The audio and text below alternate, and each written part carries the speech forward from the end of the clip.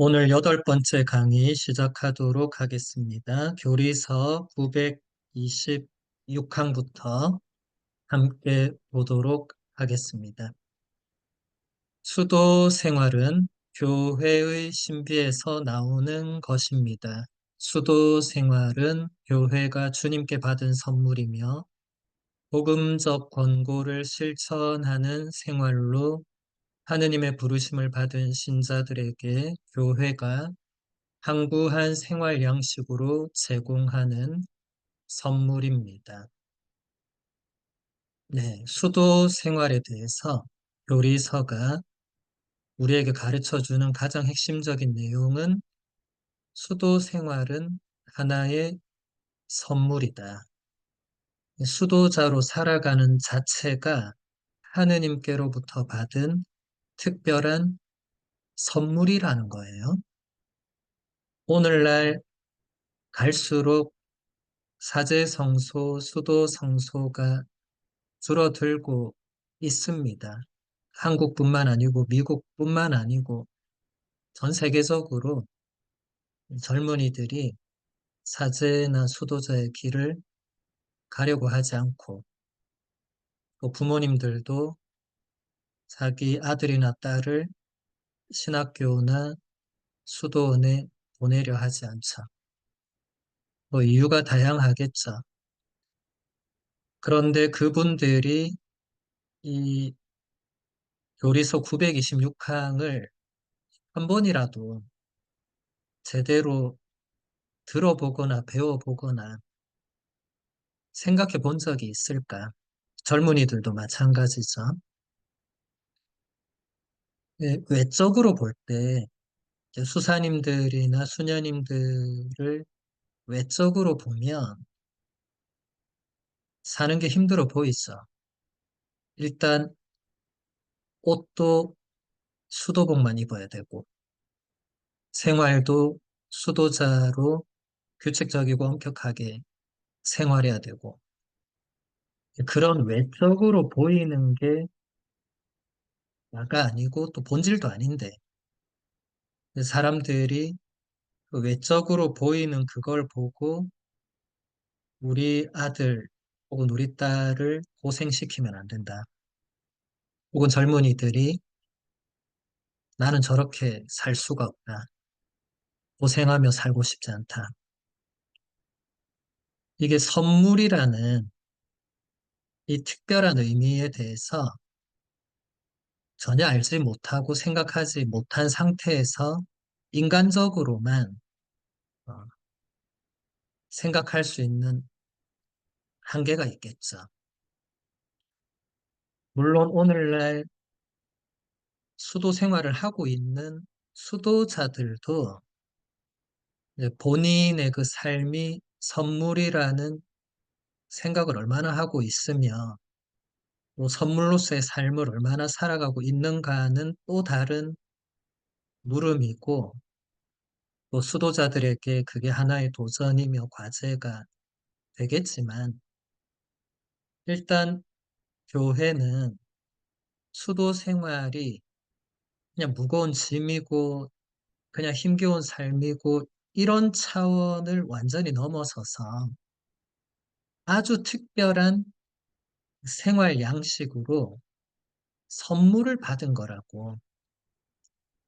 그래서 수도자들이 네, 수도원에 들어가서 종신서원을 하기까지 약 10년의 기간이 걸리는데 그 선물을 받기 위한 준비라고 할 수 있겠죠. 여러분, 선물이라는 게뭐 우리끼리는 덜렁 주고 덜렁 받고 이럴 수도 있지만은 하느님의 선물은 그런 차원이 아니죠. 하느님이 그냥 아무거나 선물로 덜렁 주시고 우리는 덜렁 받고 그런 게 아니죠. 하느님의 선물을 받기 위해서는 우리도 선물을 받기에 합당한 준비를 해야 되겠죠.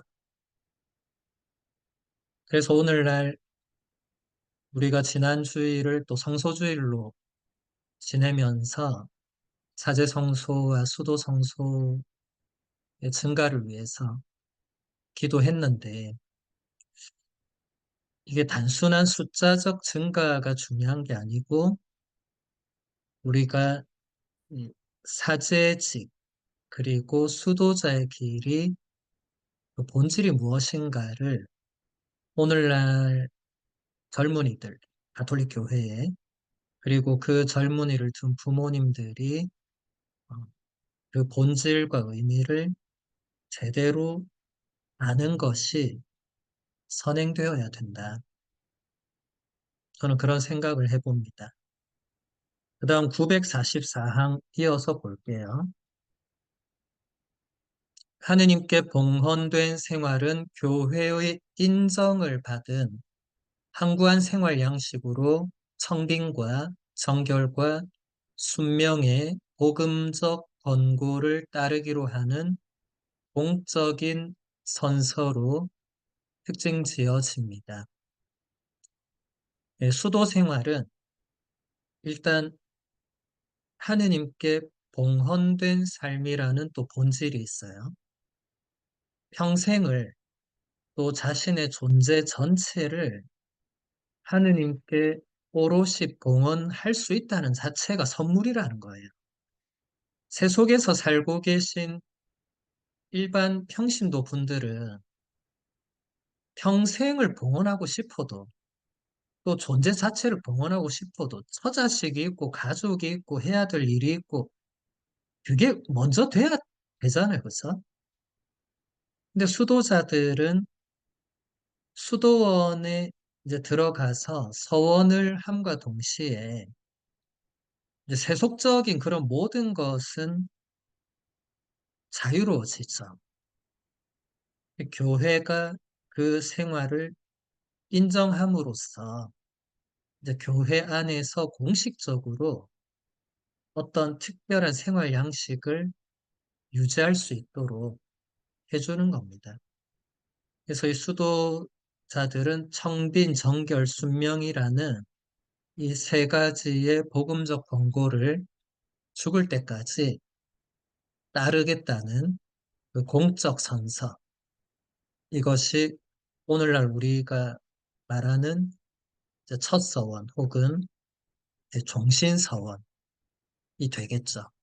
그래서 우리가 첫 서원이나 종신 서원은 이제 가족이나 외부인들도 초대해서, 물론 첫 서원은 잘 그렇게 하지 않습니다만 종신 서원 때는 이제 가족과 다른 신자분들도 다 초대해서 그분들 앞에서 완전히 공식적으로 하느님께 나는 이제부터 평생을 그리고 나의 온 존재를 성빈과 정결과 순명을 따르면서 하느님께 봉헌한다고 서원하는 아주 특별한 거죠. 오늘날 이제 숫자도 줄어들다 보니까 이게 더 특별해진 것 같아요. 예전에는 제가 종신서원 미사를 가면 종신서원 하시는 수도자분들의 숫자가 그래도 좀 많았어요. 근데 요즘은 제가 요즘 이제 미국에 있으니까 뭐 가볼 기회는 별로 없었지만 이제 초대장을 보거나 얘기를 들어보면 이제 한 해에 한두 명 있거나 한 명도 없을 때도 있는 뭐 신학교도 마찬가지고 이제 그러다 보니까 그게 더 귀하게 된 거죠. 이게 숫자 때문에 뭐 귀하고 안 귀하고를 말할 수 없지만 이제 우리 사제와 수도자들이 자신의 그 존재와 직분과 사명을 살아내는 이게 이 시대에 얼마나 더 소중한 의미와 가치를 지니는가를 점점 느끼게 된다는 겁니다. 그다음 945항 보겠습니다. 세례로 이미 하느님께 봉헌되어 지극히 사랑하는 하느님께 자신을 내맡긴 사람은 봉헌 생활의 신분 안에서 하느님께 대한 봉사와 교회의 선익에 더욱 헌신하게 됩니다. 지난 시간에도 얘기했지만 이제 세례를 받은 모든 신자는 하느님께 봉헌된 거죠. 세례 성사를 받았다는 자체가 또 성체 성사에 참여한다는 그 의미는 가장 우선적으로 하느님께 우리 자신을 봉헌하는 겁니다. 그런데 이제 봉헌 생활 혹은 이제 축성 생활의 그 신분 안에서 그러니까 이제 수도자로 살아가는 분들은 더 하느님께 대한 봉사와 교회 선익에 헌신하게 된다는 거예요. 그러니까 수도자들은 하느님께 대한 봉사와 교회 선익에 헌신하는 것이 자신들의 이제 존재와 삶의 이유가 된다는 겁니다. 다른 걸 찾을 수 없는 거예요.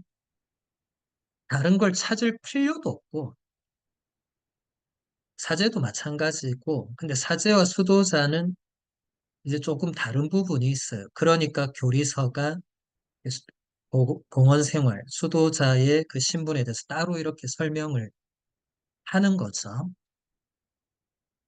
그래서 공원 생활, 오늘날은 이제 숙성 생활로 이제 새롭게 번역을 이제 하고 있죠.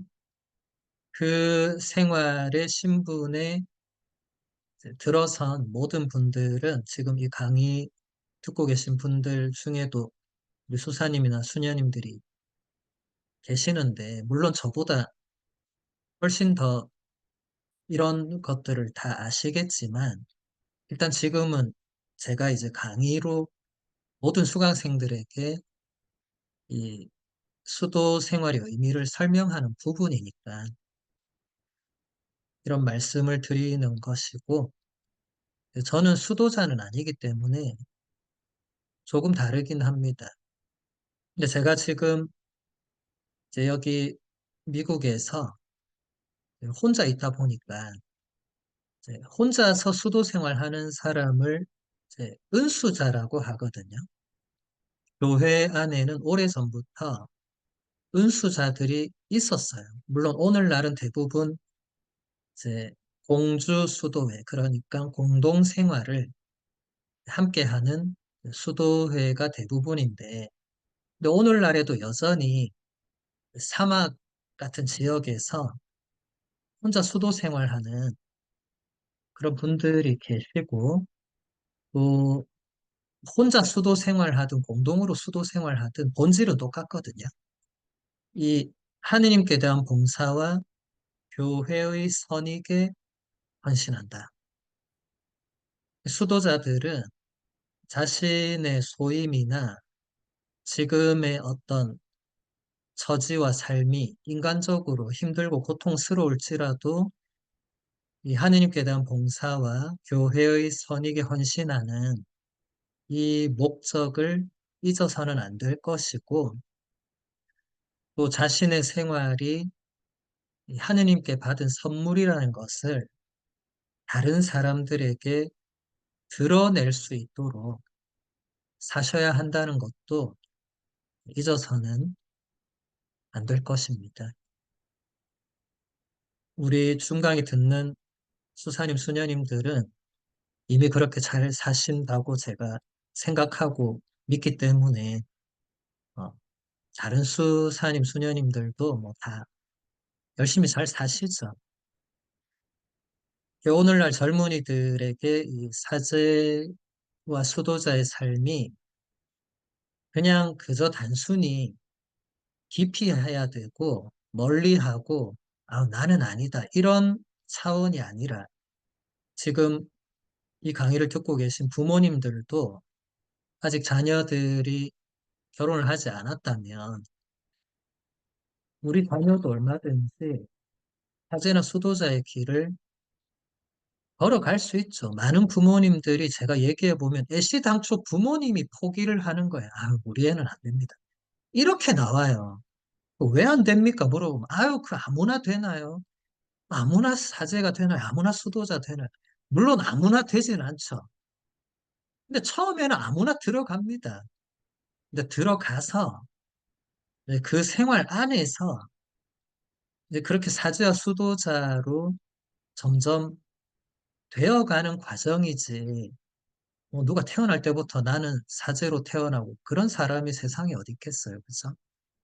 그래서 지금 이 강의를 듣고 계신 많은 부모님들도 본인의 자녀를 너무 과소평가하지 마시고 또 본인의 자녀가 고생하면 안 된다.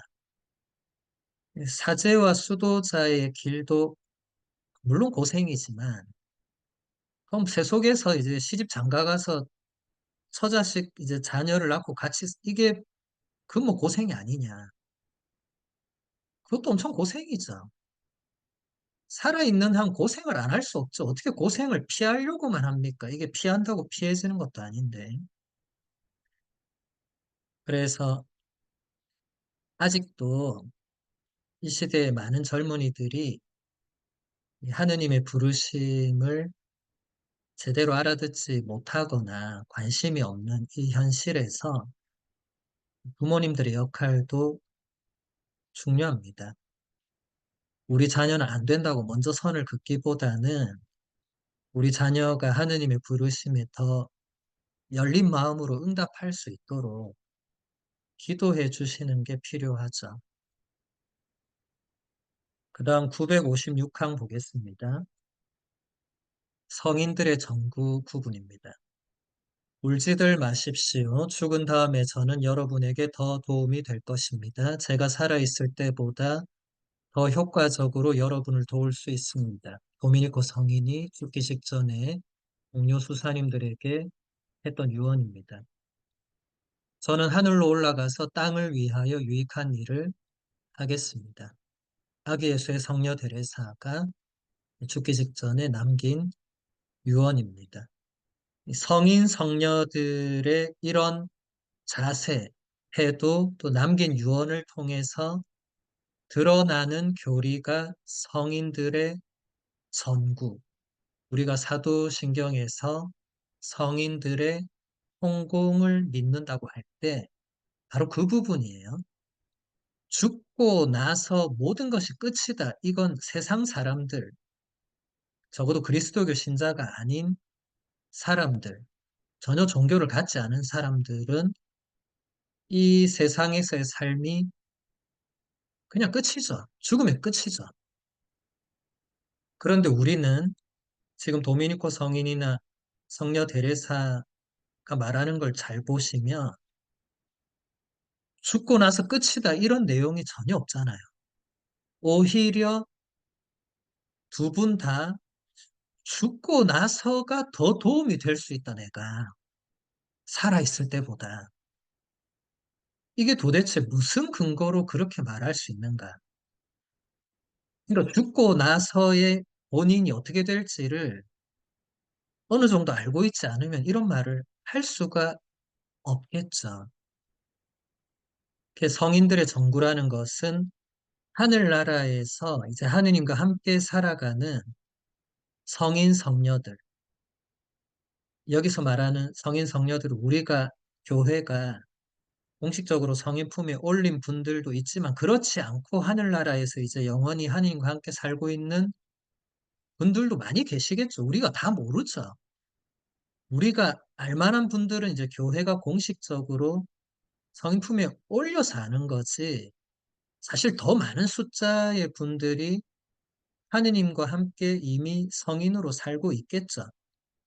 근데 중요한 것은 그분들이 하늘나라에서 그냥 놀고 먹고 하고 있는 게 아니고 그분들은 이제 하늘나라에서 하느님, 예수님, 성모님, 천사들, 성인, 성녀들 함께 살잖아요.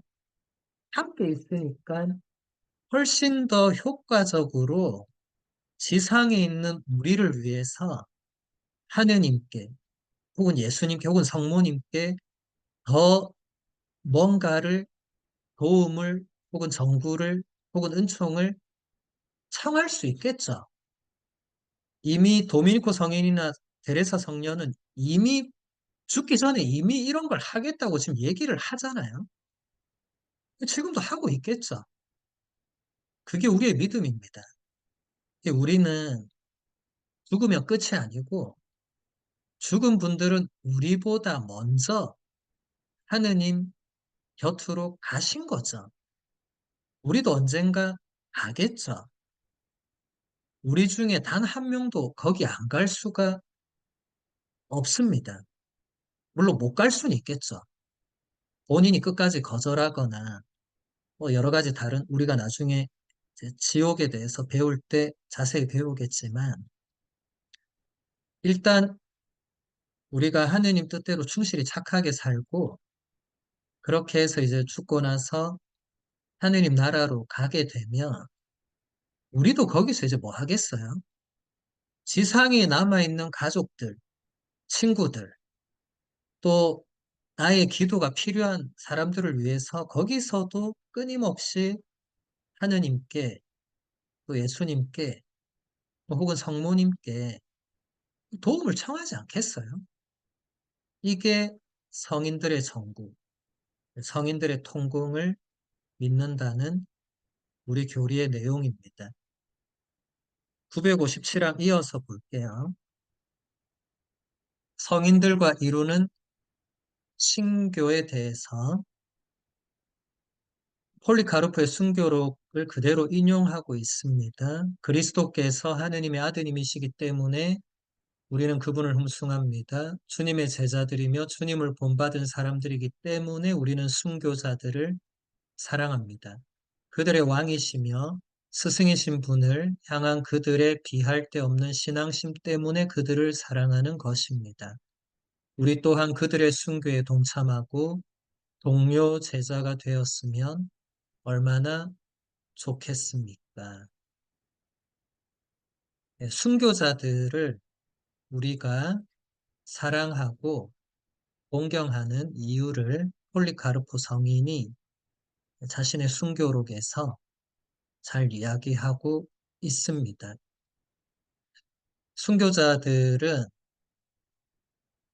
정말 특별한 분들이에요. 그래서 우리가 성인 품에 올라가는 데 있어서도 순교를 한 사람은 순교를 했다는 게 확실하게 드러나면 다른 기적 심사는 다 관면되고 바로 성인 품에 오를 수 있습니다. 왜냐하면 순교보다 더한 증거가 없죠.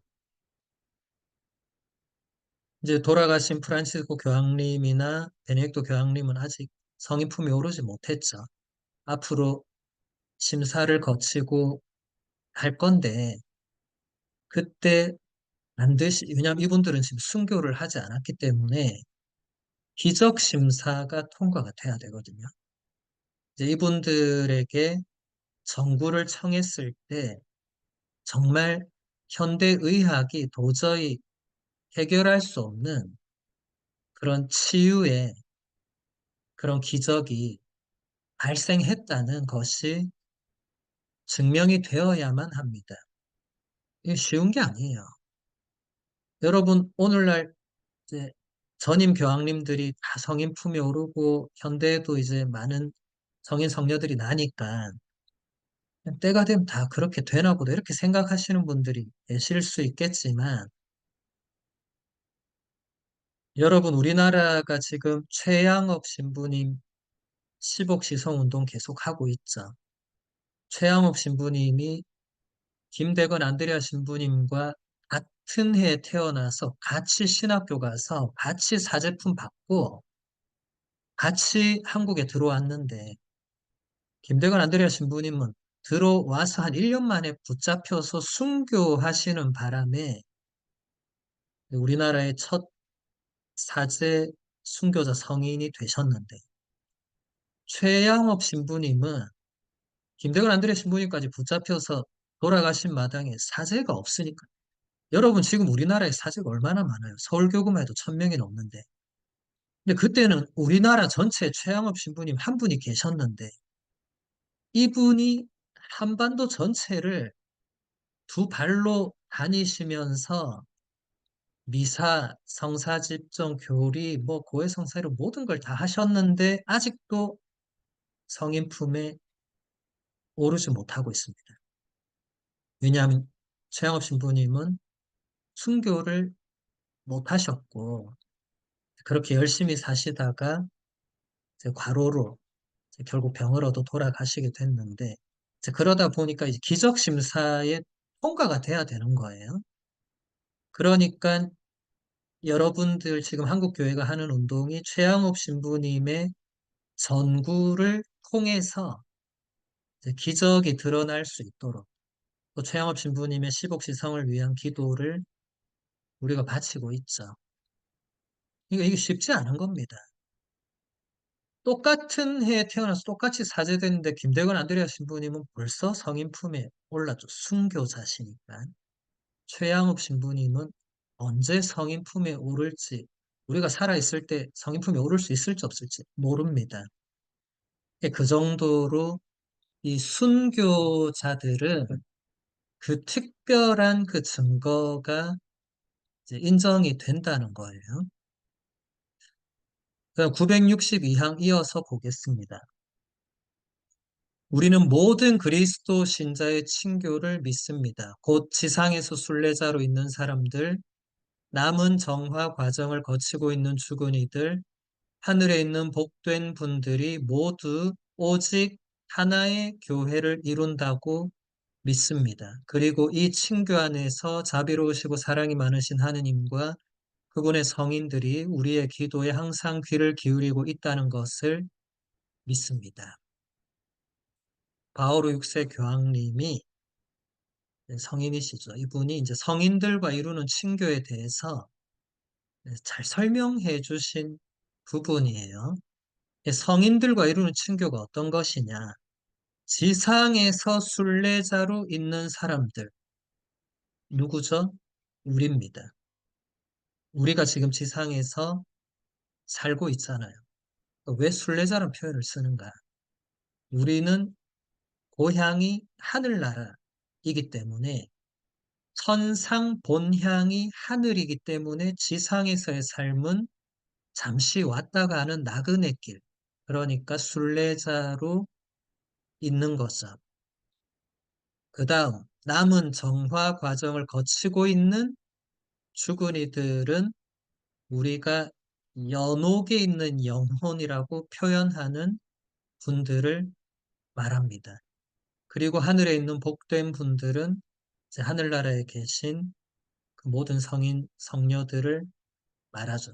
그러니까 지상에 있는 우리들, 그리고 정화 과정을 거치고 있는 분들, 또 하늘에 이제 하늘나라에 들어가신 복된 분들이 다 하나의 교회를 이루고 있다. 이것이 성인들과 이루는 친교이고 성인들의 통공을 믿는다는 교리 내용입니다. 그래서 우리가 하느님께 기도하고 성인들의 전구를 청할 때 하느님과 성인들이 항상 우리의 그 기도에 귀를 기울이고 계신다는 것을 우리는 믿습니다. 그래서 여러분들 오늘 이제 미국은 아직 수요일이니까 오늘 성 마티아 사도 축일이에요. 그래서 미사도 성 마티아 사도 축일 미사를 봉헌하고 마티아 사도에게 전구를 청합니다. 여러분 그날 그날의 성인 성녀가 그냥 있는 게 아니에요. 그날 전구를 청할 수 있도록 교회가 그 축일을 제정합니다.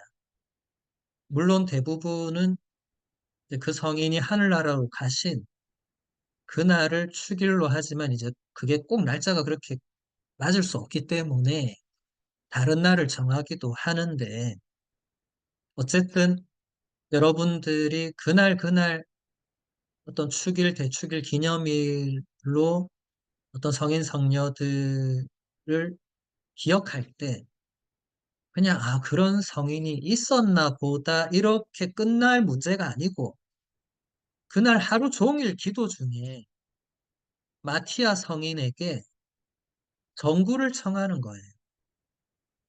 그게 우리 교회의 믿음입니다. 여러분 이때까지 아마 그렇게 안 하셨을 거예요. 그런 걸 배우지 못하셔서 아마 모르고 안 하셨을 건데 앞으로는 매일 미사책이나 성물도나 그날 어떤 성인의 축일이다, 대축일이다, 기념일이다, 혹은 그냥 이름이 있어도 그게 축일이거든요. 전례적으로 꼭 축일 등급이 아니어도 그날의 주기를 가진 성인 성녀들이 분명히 있거든요. 그러면 그날 하루는 그분들에게 정구를 청하면 그분들이 우리의 기도에 귀를 기울이고 있고, 정구를 청한다는 건 뭐냐면 그분들이 하느님 바로 곁에 있기 때문에 우리의 기도는 땅에서 하늘로 쏘아 올려야 되잖아요. 그래서 여러분 화살 기도란 말도 그래서 있는 거잖아요.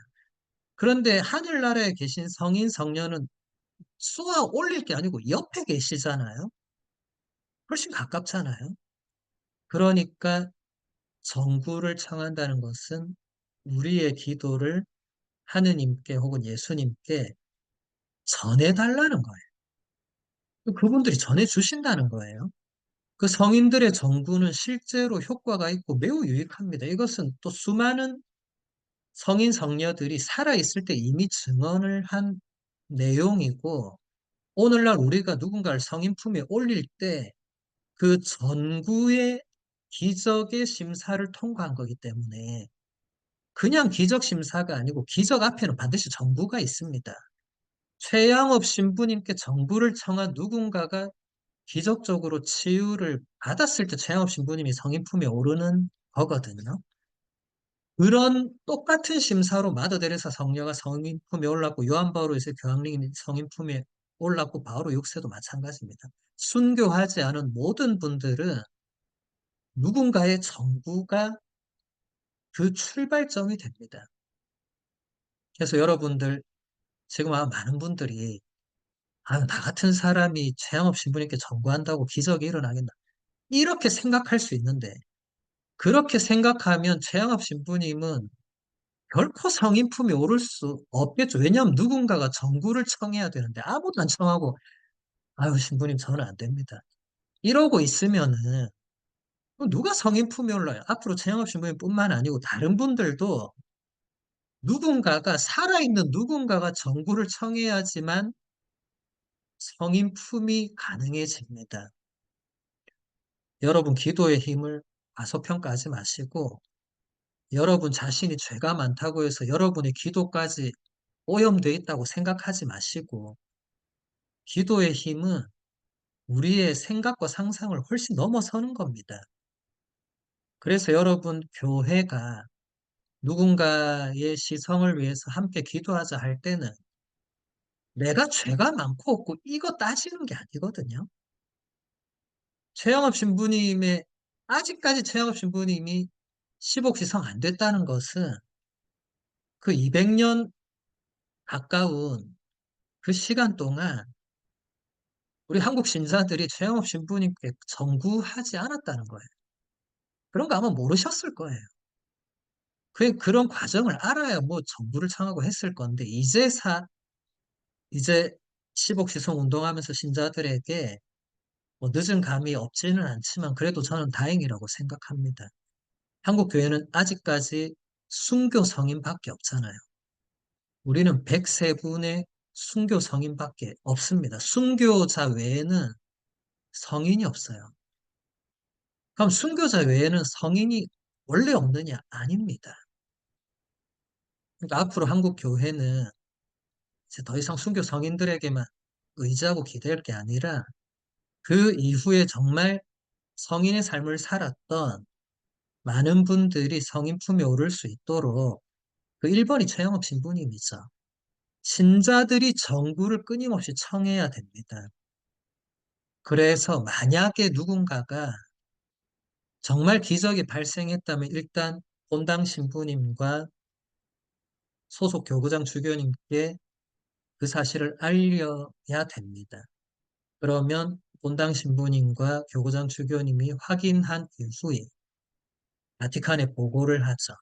그럼 바티칸에서 또 다 조사가 나옵니다. 이게 왜냐하면 누군가가 사기를 칠 수도 있고 혹은 누군가가 그냥 본인의 생각으로 뭐가 나왔다고 할 수도 있고 이 여러 가지가 있잖아요. 이게 교회가 그렇게 호락호락한 곳이 아니에요. 그냥 기적이 일어났다고 아유 기적이 일어났군요. 아유 축하드립니다. 성인품 당첨되셨습니다. 그런 거 아니에요. 그렇게 쉽게 될 것 같으면 5만 사람이 다 성인 성녀가 됐겠죠 벌써. 그러지 않습니다. 그러나 그렇다고 해서 우리가 정구를 하지 않아야 되는 건 아니고, 여러분 주위에 아마도 많은 분들이 여러분의 기도가 필요한 분들이 계실 거예요.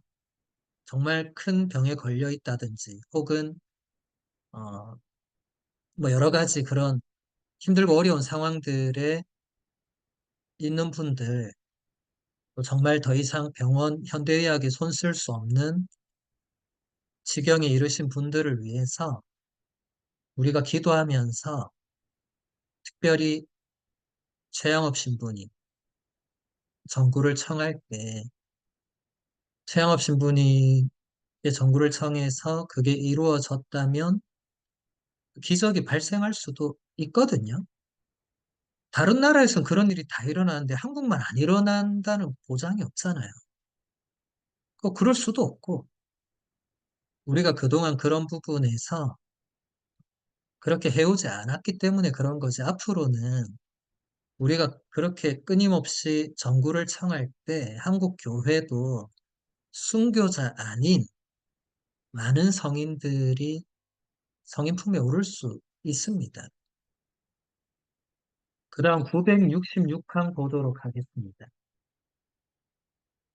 마침내 원죄의 온갖 더러움에 물들지 않으시어 티 없이 깨끗하신 동정녀께서는 지상 생활의 여정을 마치시고 육신과 영혼이 하늘의 영광으로 올림을 받으시고 주님께 천지의 모후로 들어 높여지시어 군주들의 주님이시며 죄와 죽음에 대한 승리자이신 당신 아드님과 더욱 완전히 동화되셨습니다. 거룩한 동정녀의 승천은 당신 아드님의 부활에 특별히 참여한 것이며 다른 그리스도인들의 부활을 앞당겨서 실현한 것입니다. 네, 966항은 이제 성모님의 원죄 없이 잉태되신 교리와 또 성모님의 승천, 이 두 가지 중요 교리를 설명하는 거죠. 성모님에 대한 4대 교리가 있죠. 하느님의 어머니, 평생 동정, 원죄 없이 잉태되심, 그리고 성모님의 그 승천, 이 네 가지가 성모님에 대한 교회의 공식적인 4대 교리가 되는데, 원죄의 온갖 더러움에 물들지 않으셔서 티 없이 깨끗하신 이제 어머니, 이제 이런 표현들은 이제 성경에 나오지 않는 표현입니다. 이제 이런 표현들은 다 교부들을 통해서 나오거든요. 그럼 교부들은 이런 것을 어디서 보고 이런 말을 했을까? 교부들은 오직 성경 안에서, 그때는 다른 뭐가 없었잖아요. 그러니까 성경을 교부들이 묵상하고 그 안에 담겨 있는 그 뜻을 해석하면서 이제 이렇게 설명을 한 것이죠. 이런 것을 우리가 다 성전이라고, 교회의 거룩한 전승이라고, 이 성전도 우리 가톨릭 교회는 성경과 함께 계시의 원천으로 인정하고 받아들인다고 제가 몇 번 말씀드렸죠. 성모님에 대한 교리는 특별히 이제 성경을 물론 근거로 하지만 성전이 더 그 근본에 있다. 성모님이 원죄 없이 잉태되셨다는 이 교리도 결국은 예수님 때문이거든요. 이 원죄를 가지고 태어나면 그 원죄를 가지고 태어난 그 존재에서 또 태어난 존재도 원죄를 물려받을 수밖에 없는 그 구조에서 그 아들 예수님이, 하느님의 아드님이 이 인간이 되어 오실 때 성모님을 통해서 오시는데, 성모님이 원죄로 이미 더럽혀져 계신 상태면 예수님도 원죄의 영향을 받을 수밖에 없잖아요. 그건 안 되는 거죠. 그러니까 성모님은 예수님을 잉태하고 낳으시는 그 특별한 은총으로 하느님께서 가브리엘 천사를 성모님께 보내셨을 때 그 첫 마디가 뭐였죠? 은총을 가득히 받으니여 기뻐하여라. 은총을 가득히 혹은 충만하게 받았다는 이 표현은 성경 전체에서 성모님께만 부여되는 표현인데 그 은총을 충만히 받았다는 게 어떤 의미인가를 이제 교부들이 해석을 하면서 성모님이 받은 그 충만한 은총은 지금 성모님의 그 4대 교리가 다 거기서 나오거든요. 성모님이 원죄를 입지 않고 태어나셨고 또 성모님이 동정으로 예수님을 잉태하시고 낳으시고 그러니까 어떤 남자와의 관계없이 인간적인 방식으로 아들을 낳는 것이 아니고 성령의 힘으로 가브리엘 천사가 다 설명하잖아요. 성령의 힘이 너를 덮을 것이라고. 여러분 그 구절 하나하나가 그냥 그런가 보다 하고 우리는 넘기겠지만 교부들은 그렇게 하지 않았거든요. 그 구절 하나하나가 다 이 성모님의 4대 교리에 밑받침이 됩니다. 그래서 성모님은 원죄 없이 잉태되셔서 그 원죄 없이 잉태되신 그 정말 그 순수하고 깨끗한 상태 그대로의 그 태중의 아들 예수님을 잉태하고 또 낳으셨고 그래서 예수님은 죄 말고는 우리와 똑같은 처지에 사셨다고 바오로 사도가 편지를 쓸 수 있었던 거예요. 예수님이 원죄를 받았으면 받았다고 썼겠죠.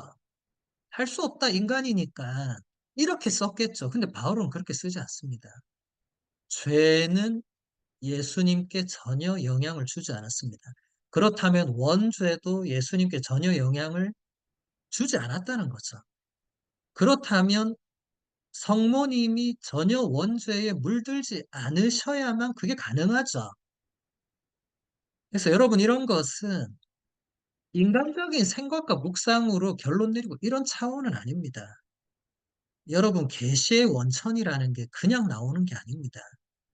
계시는 하느님께서 당신 자신을 신비롭게 알려주시는 거예요.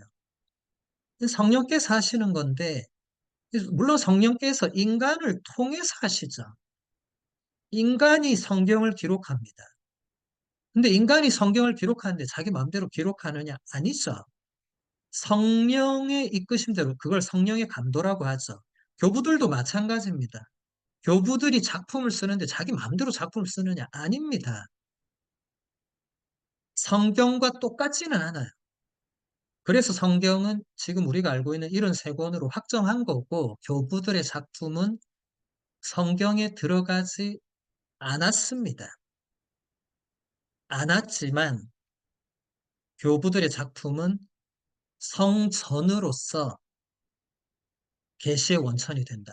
그러니까 교부들도 이것을 그냥 인간적으로 열심히 묵상하고 결론 내려서 이렇게 한 게 아니고 이게 다 성령께서 그렇게 하신 거라고. 그리고 이것이 최근에 들어서 과달루페나 루르드나 파티마나 그런 교회가 이제 인정한 성모님 발현 때 성모님이 직접 그 아이들, 이제 다 성인들이죠. 그 아이들에게 나는 원죄 없이 잉태된 어머니다. 이렇게 교리를 직접 말씀을 해주세요. 그러니까 이게 교부들하고 지금 성모님 발현하고는 우리 시간 역사로 보면 1800년 뭐 이런 차이가 나요. 그런데도 이게 지금 연결이 되잖아요. 여러분, 이런 건 우연히 그냥 그런가 보다. 이렇게 넘어갈 일이 아닙니다. 그래서 교리서가 이렇게 성모님에 대해서 설명하는 부분이 성경에 나오지 않는다고 개신교나 다른 종교나 비신자들이 우리를 공격하죠. 비난하고. 그래서 저는 그럴 때마다 제가 어떤 말 하는지 다 아시죠? 굉장히 그들이 무지하다. 무지하지 않고 알면서 공격하면 사악한 거고, 이제 모르면서 그렇게 하는 건 무지한 거죠. 그러니까 이 계시, 성전, 교부, 이런 거 하나도 모르고 그냥 성경에 안 나오니까 뭐 진리가 아니네. 그래도 굉장히 무지한 거예요. 여러분, 성경이 3000년 전부터 쓰여지기 시작해서 백령경까지, 요한묵시록까지 그렇게 거의 1000년 넘는 기간 동안 쓰여졌는데, 그러면 그 성경이 쓰여질 때부터 바로 다 성경이었느냐? 아닙니다. 지금의 그 정경 목록을 누가 정했느냐? 교회가 정했죠. 이건 제가 몇 번이나 말씀드렸어요. 그리고 성경 안에서도 보면 성경이 그 기록된 과정, 그러니까 그 성경이 정경이 되는 과정은 성전을 빼놓고는 설명이 불가능합니다. 이 교부들이 성경의 정경을 확정하는 데 결정적 영향을 미쳐요. 복음서가 4권이 되는 것도 교부들이 결정적 역할을 합니다. 특히 예로니모 성인같이 성경의 달인들이 어느 것이 성경이고 어느 것이 아닌가를 구별했거든요. 이런 거 하나도 모르면서 그냥 뭐 성경이 없으니까 이런 식으로 그 제가 몇 번 말하지만 그런 분들하고 말을 섞을 필요가 없다. 섞어도 아무런 유익이 되지 않습니다. 그럴 시간에 교리 공부를 더 열심히 하셔야 됩니다. 971랑 보겠습니다. 성모 마리아께서는 교회에서 특별한 공경으로 당연히 존경을 받으십니다. 사실 오랜 옛적부터 복되신 동정녀께서는 천주의 성모라는 칭호로 공경을 받으시고 신자들은 온갖 위험과 공경 속에서 그분의 보호 아래로 달려들어가 도움을 간청합니다. 공경은 교회 안에 언제나 있었던 그대로 온전히 독특한 것이지만 방생하신 말씀과 똑같이 성부와 성령께 보여드리는 흠숭의 공경과는 본질적으로 다른 것이며 또한 그 흠숭을 최대한 도와줍니다. 자, 여러분, 개신교나 다른 종교나 비신자들이 여러분을 향해서 너네는 마리아 교다라고 말하거나 공격할 때 이 971항을 그대로 복사해서 그대로 보내주고 이거 읽고 공부해라. 그렇게 하시면 됩니다. 다른 답을 할 필요도 없고 여러분이 답하는 건 교회 공식적 답변이 아니기 때문에 더 쓸데없는 논쟁만 일으킵니다. 교회 공식 답변이 971항입니다. 성모님은 여기도 나오잖아요. 성부, 성자, 성령께 우리가 드리는 흠숭을 하는 게 아니라고. 그런데 특별한 공경을 받는다. 오랜 옛적부터 복되신 동정녀는 천주의 성모라는 칭호로 공경을 받으셨고 신자들이 온갖 위험과 공경 속에서 그분의 보호 아래로 달려들어가서 도움을 간청했다. 우리가 이 중강이 끝날 때마다 마지막에 성모님의 보호를 청하는 기도 바치잖아요. 천주의 성모님, 당신의 보호에 저희를 맡기오니 어려울 때 저희의 간절한 기도를 외면하지 마시고 항상 모든 위험에서 저희를 구하소서 영화롭고 복되신 동정녀시여 라는 이 기도문은 3세기에 이미 신자들이 바쳤던 기도고 지금 21세기잖아요. 1800년 동안 신자들이 그 기도를 바쳐왔습니다. 거기서 천주의 성모라는 칭호가 이미 나오죠. 하느님의 어머니. 그러니까 신자들은 3세기면은 그 예수님 시대, 사도 시대하고 200년도 차이가 안 나죠. 그리고 그 기도문이 3세기 걸로 판명이 돼서 그렇지, 이미 그 이전부터 정확하게 알 길은 없지만, 이미 신자들은 성모님을 하느님의 어머니로 모시고 공경하고 온갖 위험과 공경 속에서 성모님께 보호를 청하고 도움을 청해 온 게 이제 기도문으로 드러난 거죠. 성모님은 예수님의 십자가 아래에서 예수님이 요한 성인에게, 요한 성인은 여기서 예수님의 모든 제자를 대표하는 인물이죠. 성모님을 맡기셨을 때부터 성모님은 그때부터 지금까지 이 역할을 해오신 겁니다. 파티마나 루르드나 그런 발현지에서 성모님이 그런 부분을 분명히 말씀하시거든요.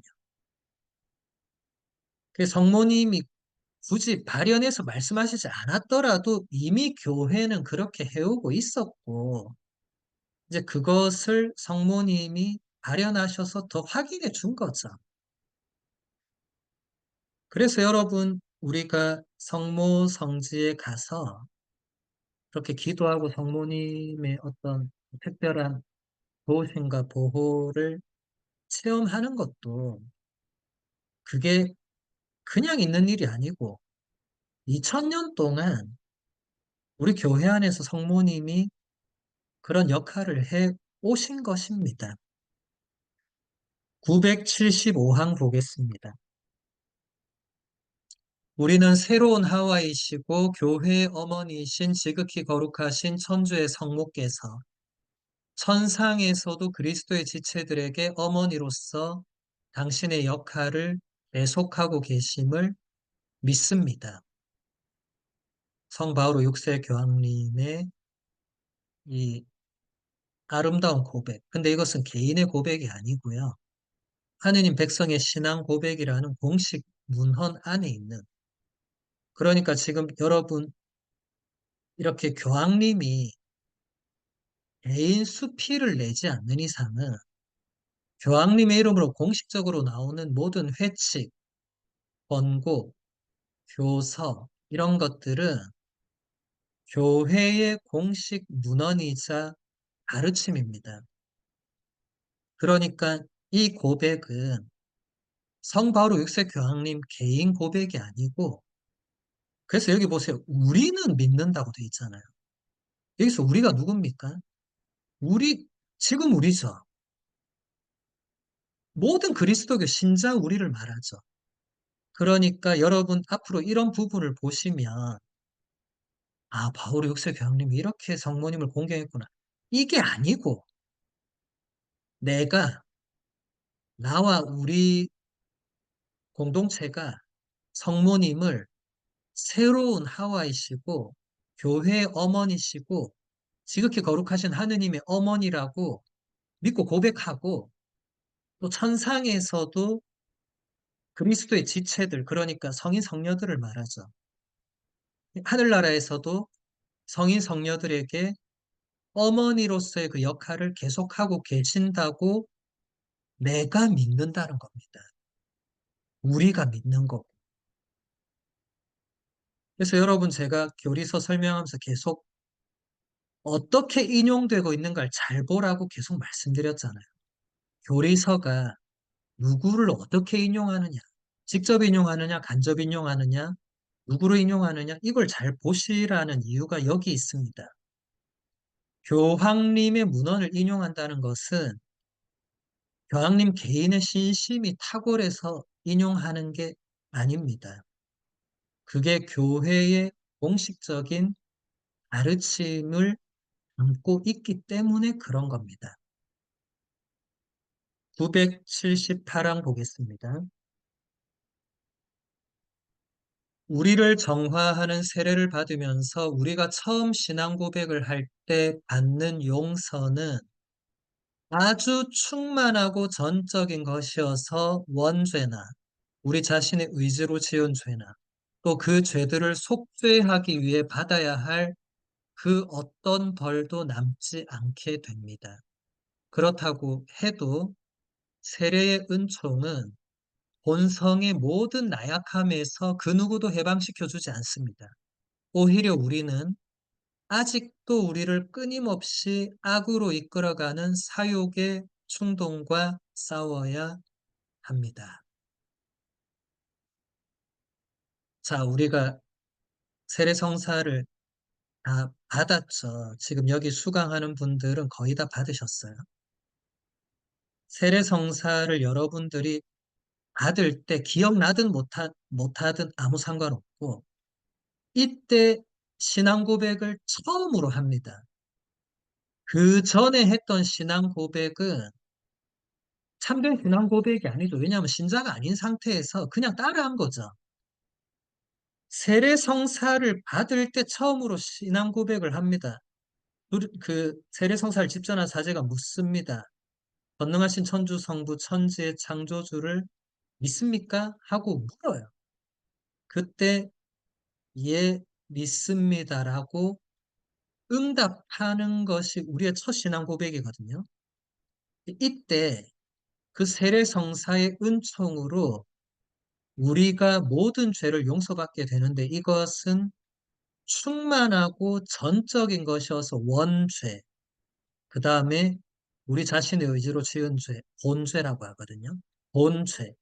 그리고 그 죄들을 속죄하기 위해서 받아야 되는 벌이 있는데 그것까지도 다 용서받는다. 그래서 세례를 받고 나면 아무 죄와 벌이 없습니다.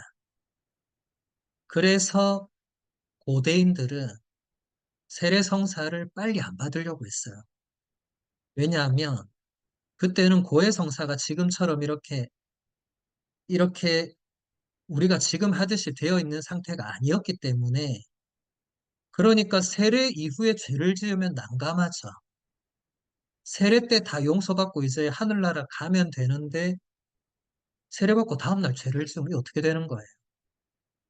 용서를 못 받잖아요. 지금은 고해성사가 있지만. 그러니까 세례를 죽기 직전까지 미루는 그런 관습이 있었어요. 콘스탄티누스 황제도 대표적인 예입니다. 그분이 3, 4세기 인물이잖아요. 그러니까 그 시절에는 사람들이 세례를 빨리 안 받으려고 했어요. 늦게 받았죠. 아우구스티노 성인도 늦게 받았죠. 교부들 보면 대부분 늦게 받아요. 그러니까 그 시대적인 그런 흐름이 있었던 거죠.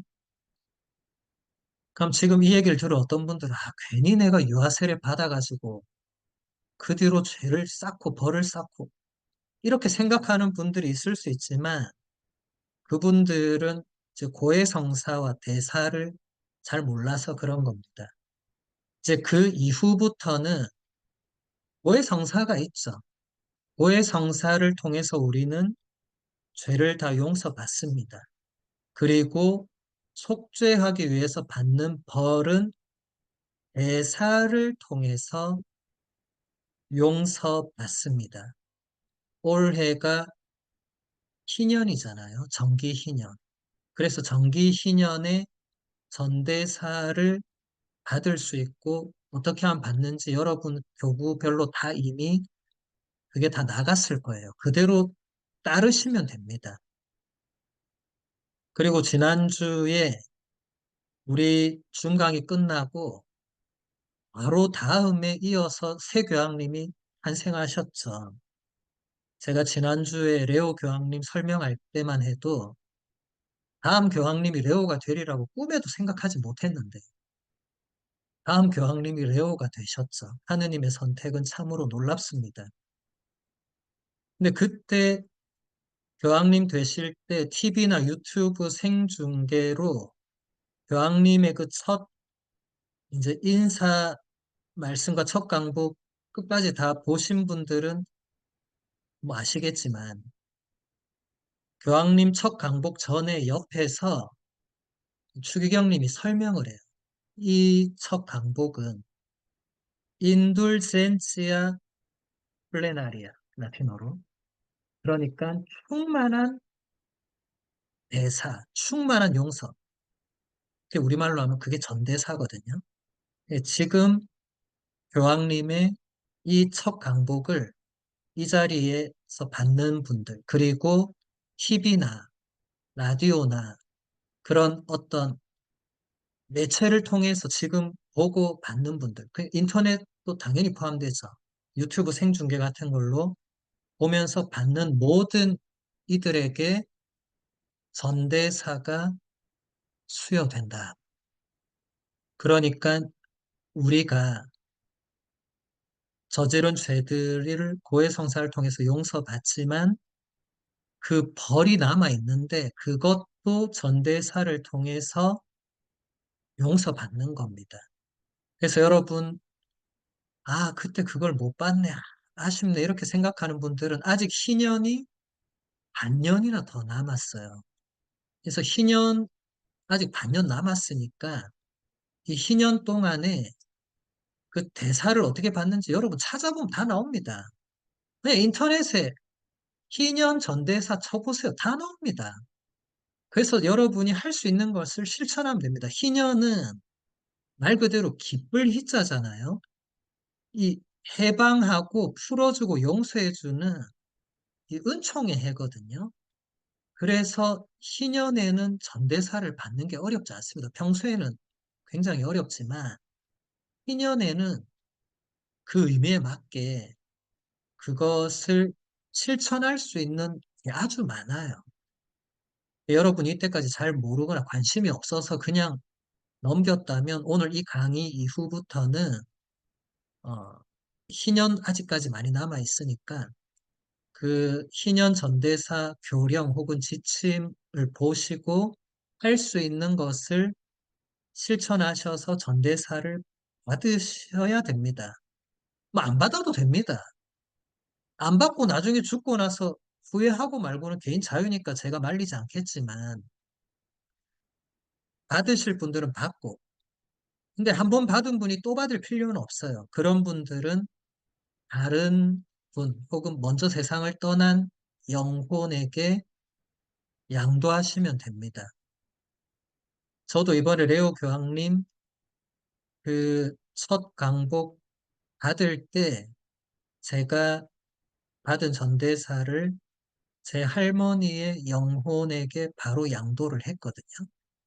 그런 식으로 여러분도 하시면 됩니다. 여러분이 받았는데 또 받고 또 받고 그럴 필요 없습니다. 그것은 이 전대사 의미를 잘 모르는 거예요. 한 번 받았으면 끝입니다. 충만하고 전적이라고 나오잖아요. 교황님 첫 강복 전에 인둘젠치아 플레나리아라고 했거든요. 그게 충만하고 전적인 의미입니다. 플레나가 충만한 거거든요. 그러니까 여러분들 아직 전대사를 한 번도 안 받으신 분들은 남은 희년 동안 그 전대사를 받는 그 교령에 따라 받으시면 되고 이미 받은 분들은 다른 분들에게 세상을 먼저 떠난 부모님이나 조부모님이나 뭐 친구나 존경하는 뭐 신부님이나 수녀님이나 뭐 그런 분들에게 양도해 주시면 됩니다. 980방 보겠습니다. 세례받은 사람은 고해성사를 통해서 하느님과 교회와 화해할 수 있습니다. 교부들이 고해를 수고스러운 세례라고 부른 것은 합당한 것이었습니다. 세례가 아직 새로 나지 않은 사람들에게 필요한 것처럼 고해성사는 세례를 받은 후에 죄에 떨어진 사람들의 구원에 필요합니다. 이 고해성사가 얼마나 중요한지를 잘 설명해 주고 있죠. 나지안조의 그레고리오 성인은 신학자라고 불리는 아주 위대한 탁월한 신학자 교부, 물론 모든 교부들이 다 신학자인데 그 중에서도 별명이 신학자였으니까 이분이 얼마나 그 신학적으로 특별한 그런 달란트를 가지고 있었겠어요. 그래서 고해성사를 수고스러운 세례성사다라는 그런 아주 신비로운 표현을 해요. 고해는 세례는 아니죠. 일단 말 자체도 다르고 성사 자체가 다르죠. 그런데 왜 그레고리오 성인이 이런 표현을 했느냐? 그리고 그것을 왜 교리서가 그대로 인용했느냐? 그만큼 고해성사를 통한 은총의 효과가 세례성사 때 받는 그 용서와 똑같다는 겁니다. 100% 똑같다고는 말할 수 없죠. 세례성사는 원죄, 본죄, 대사까지 이게 다 포함되는 그 세례성사의 은총은 고해랑 비교할 수 없죠. 그러면 세례도 맨날 새로 받아야죠. 근데 세례는 일생에 한 번밖에 없잖아요. 견진도 일생에 한 번, 성품성사도 일생에 한 번밖에 없잖아요. 일생에 한 번뿐인 건 그만큼 특별한 게 그 안에 있기 때문에 그런 거죠. 근데 고해성사는 우리가 죄를 짓고 나면 또 보죠. 그래서 여러분 고해성사를 일생에 한 번 보겠다 이런 신자는 상당히 심각한 신앙심을 가지고 있는 겁니다.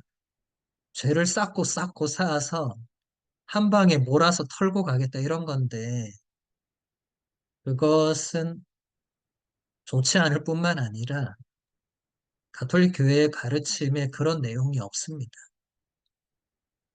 그래서 여러분 고해 성사를 미루는 분들, 그냥 죄를 쌓고 계신 분들은 상당히 영혼의 죽음에 가까이 가는 거거든요. 이건 제 말이 아니라 교부들의 표현입니다. 교부들이 교부들 시대에도 고해 성사를 피하고 멀리하는 사람들이 있었겠죠. 그런 사람들을 보면서 교부들이 영혼의 죽음으로 가고 있다고. 몸은 멀쩡한데 영혼은 이미 그 죽음에 그 빠져 있다고. 그래서 여러분 고해성사를 전혀 안 보고 신앙생활 하고 있는 분들은 본인은 뭐 나는 괜찮다고 생각할지 모르지만 영혼의 죽음에 가까이 있다고 보시면 됩니다. 그런 분이 뭐 마지막에 가서 내가 꼭 마지막에 신문 찾아갔어. 저는 그런 말 믿지 않아요. 한 방에 털고 가겠다. 그것은 고해성사의 본질과 전혀 맞지 않습니다. 지금 이 강의를 들으면서 이거 좋은 팁이네. 막판에 털고 가야 되겠네. 이렇게 생각하시는 분들은 매우 잘못된 배움을 하고 있는 겁니다. 제가 그렇게 하지 말라고 예를 들고 있는데 이거 그렇게 해야 되겠다. 이것은 매우 잘못된 거죠. 오히려 여러분들은 죄에 떨어질 때마다 여기 나오잖아요. 죄에 떨어진 사람들의 구원에 고해성사가 필요합니다. 그러니까 여러분은 죄 짓고 나면 죄를 쌓아둘 생각을 하지 말고 고해소로 가면 됩니다. 아직 정말 다행인 게 사제들이 존재하잖아요. 그러니까 여러분이 고해소를 가면 사제가 앉아 있잖아요. 이게 얼마나 감사할 일입니까? 여러분 고해소에 갔는데 사제가 없어 보세요. 고해성사를 못 하잖아요. 할 수 있을 때 하시기 바랍니다. 점점 사제들이 숫자적으로 줄어들고 있죠. 나중에는 미사도 어디 찾아가서 해야 되고 고해성사도 어디 찾아가야 될 지경에 이를 수도 있겠죠. 지금은 여러분의 본당에 다 사제가 계시고 미사 고해성사가 다 정기적으로 있지만 그게 평생 보장돼 있지 않죠. 그래서 여러분들 죄를 짓고 나면 꼭 고해소를 가시기 바랍니다. 981항 보겠습니다. 교회는 그리스도의 피와 성령의 작용으로 교회 안에서 죄의 용서가 이루어지도록 하늘나라의 열쇠를 받았습니다. 죄로 죽었던 영혼이 교회 안에서 다시 살아나 은혜롭게도 우리를 구원하신 그리스도와 함께 살게 됩니다. 아우구스티노 성인의 설교 전체를 교리서가 그대로 인용하고 있죠. 교회 안에서 죄의 용서가 어떻게 이루어지는가? 그리스도의 피와 성령의 작용으로 이루어진다. 그러니까 사실 용서는 여러분 매일 미사 중에 이루어집니다. 예수님께서 날마다 미사 안에서 우리 죄의 용서를 위해서 당신의 피를 공헌물로 내어주시거든요. 그리고 성령께서 그렇게 되도록 작용을 하십니다. 그래서 우리가 고해성사도 마찬가지입니다. 고해성사도 여러분들이 이 개인 사제에게 죄를 용서받고 그런 거 아니에요. 사제는 여러분 성사에서 사제는 개인적으로 전혀 역할이 없습니다. 그 사제의 성덕이 깊거나 그 사제가 여러분이 보기에 성덕이 형편없거나 아무 상관없습니다. 성사를 직전하는 분은 예수 그리스도이십니다. 나중에 이제 성사편에서 여러분이 배우게 될 건데 사제는 거기서 예수님이 하시는 것을 사제가 그걸 말하고 행동하는 건데 그게 개인이 하는 게 아니에요. 근데 아직도 많은 신자분들이 사제 개인과 그걸 연결해서 어느 신부님을 피해서 다른 신부님 미사를 가고 어느 신부님 피해서 다른 신부님 고해를 가고 이렇게 하는데 그것은 성사론적인 측면에서 보면 매우 잘못된 태도입니다. 성사의 핵심을 전혀 모르는 분들이 그렇게 하는 겁니다. 용서는 언제나 예수님께서 하시는 거죠. 사제한테 용서받을 필요 없습니다. 예수님이 용서해 주시는 걸 사제가 선포하는 거죠. 다른 성사도 마찬가지입니다. 982항 보도록 하겠습니다. 아무리 중대한 잘못이라고 해도 거룩한 교회가 용서해 줄 수 없는 잘못은 없습니다. 아무리 사악하고 죄가 많은 사람이라도 그의 뉘우침이 진실하기만 하면 누구나 용서에 대해서 확고한 희망을 가질 수 있습니다.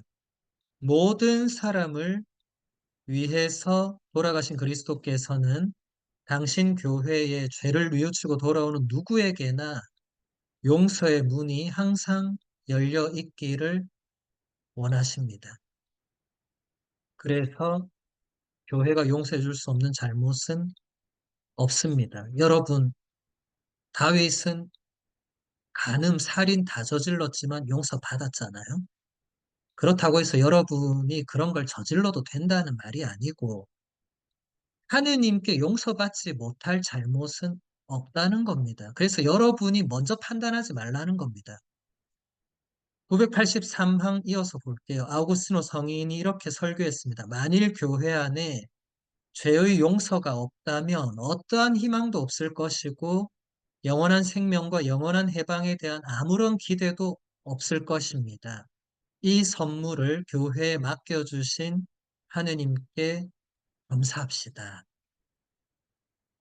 여러분, 교회 성사가 없다면 제가 예전에 제가 아까 얘기했던 그 초대교회 신자들이 왜 세례를 죽을 때까지 미뤘는가? 교회가 없다 보니까. 그럼 희망이 없는 거예요. 죄는 계속 쌓이고. 이것은 말이 안 되죠. 그러니까 아구스티노 성인이 이것은 선물이다. 교회 성사는 선물입니다. 여러분 피해야 되는 무거운 짐이 아니에요. 선물입니다. 선물을 받기에 합당한 준비를 물론 하고 선물을 받으러 가야 되겠죠. 근데 선물을 안 받고 피하는 건 문제가 있는 거죠. 987항 읽고 마무리할게요. 제가 설명했던 부분이 그대로 나와서 다시 보겠습니다. 죄의 용서에서 사제들과 성사들은 우리 구원의 유일한 주인이며 증여자이신 우리 주 예수 그리스도께서 우리 죄를 없애시고 우리에게 의화의 은총을 주시기 위해서 사용하시는 단순한 도구일 뿐입니다. 여러분, 고해성사와 고해성사를 주는 사제는 도구일 뿐이고 죄의 용서는 예수님께서 직접 하시는 겁니다. 이것을 앞으로 꼭 기억하시면서 고해성사에 임하시기 바랍니다. 오늘은 여기서 마무리하도록 하겠습니다.